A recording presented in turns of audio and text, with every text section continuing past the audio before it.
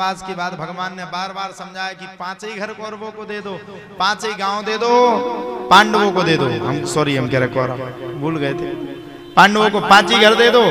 5 ही घर देने के लिए तैयार नहीं हुए। बाद में महाभारत हुआ, विशाल महाभारत हुआ, धर्म की जीत हुई, अधर्म का विनाश हुआ, सभी कोई धराशायी हो गया, दुशासन भी मारा गया, दुर्योधन का वज्र का शरीर हो गया, लेकिन अंत में दुर्योधन भी मारा गया।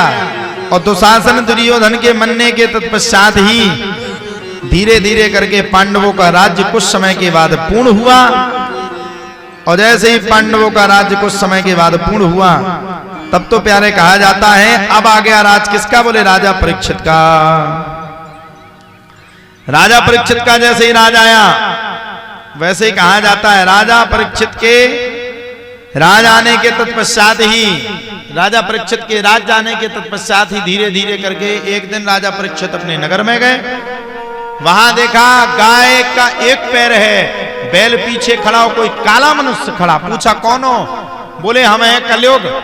उठाया तलवार और पूरे में चक्कर लगवाया। अंत में कलयुग को 4 स्थान दे दिए। द्यूतम पानम स्त्रिया सुनाम। द्यूत मतलब जुआ, पानम यानी दारू, स्त्रिया यानी पराई स्त्री, और सुनाम यानी कि अधर्म से कमाया हुआ कमाई से सोना, जिसमें भी किसका वास है? बोले कलयुग का वास है। ये 4 स्थान दिए। राजा परीक्षित ने राजा जरासंध के मुकुट को धारण कर लिया और वन में जाकर के पशुओं को मार करके समिक मुनि के गले में जाकर के माला को डालाया।